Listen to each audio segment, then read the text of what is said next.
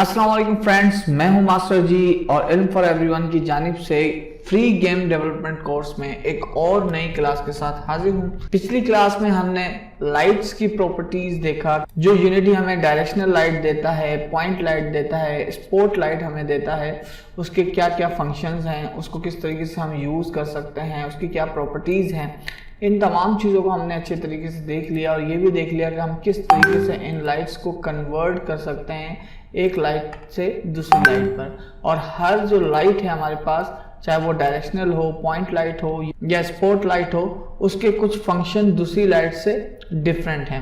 आज की इस क्लास में हम सीन के लेआउट को, उसके व्यू को मजीद थोड़ा सा जानने की कोशिश करेंगे कि हम मजीद इसके अंदर और क्या काम कर सकते हैं। तो चलिए इस वीडियो को शुरू करते हैं।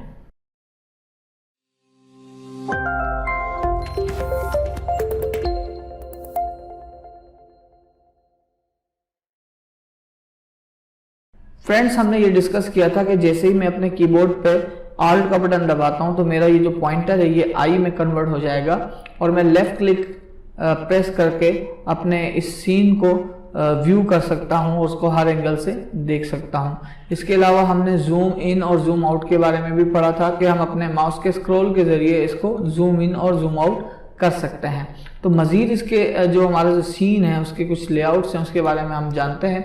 उसके लिए मैं अपनी इस लाइट को ज़रा इनेबल कर देता हूं ताकि थोड़ा सा मुझे अच्छी तरीके से नज़र आए।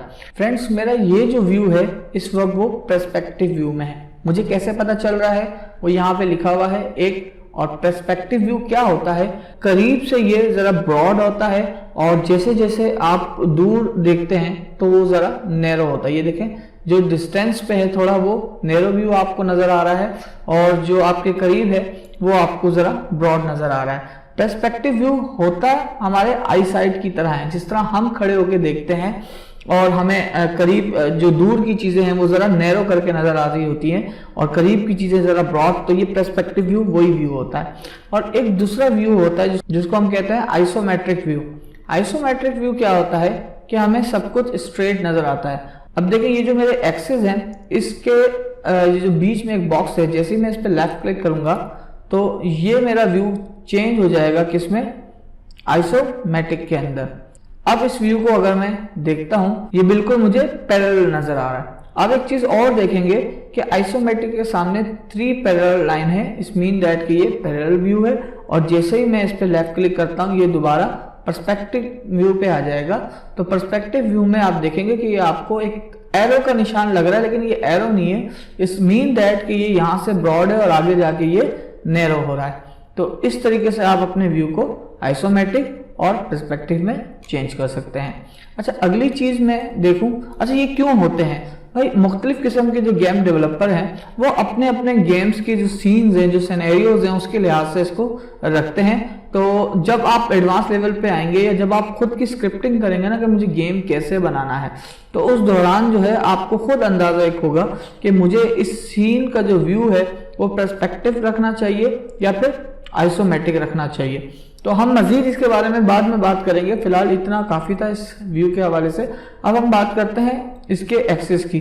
तो देखें, अभी अगर मैं इसको इस तरीके से रोटेट करके इसका व्यू ले रहा हूं तो मुझे ये पता नहीं चल रहा है कि मेरा फ्रंट कौन सा है, लेफ्ट कौन सा है, राइट व्यू कौन सा है और टॉप और बॉटम व्यू कौन सा है और मैं किस तरीके से सीन के ऊपर काम करूं।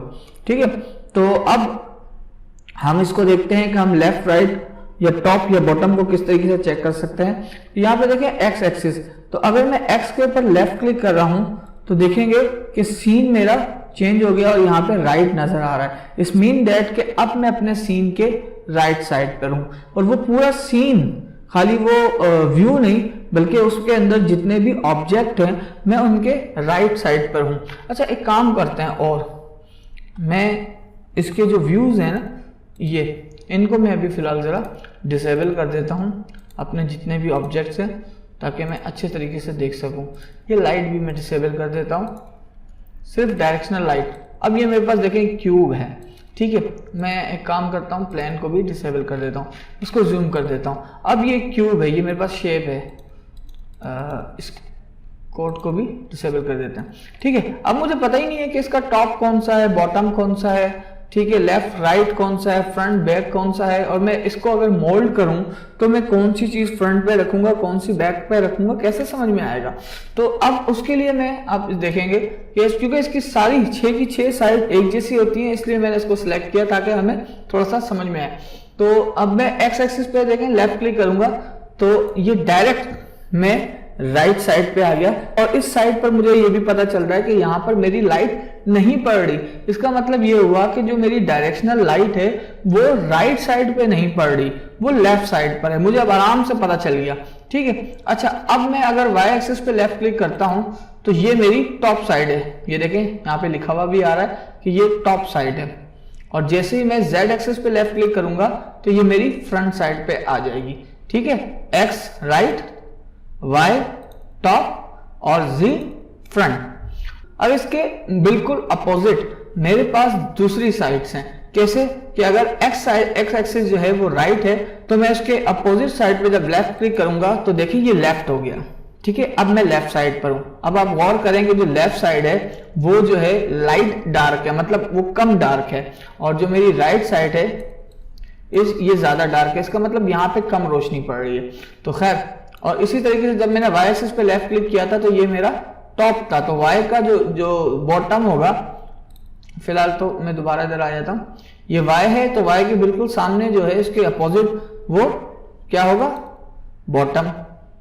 जेड मेरा कौन सा व्यू है, ये हमने चेक किया था फ्रंट, तो इसका बिल्कुल अपोजिट साइड बैक होगा, ठीक है।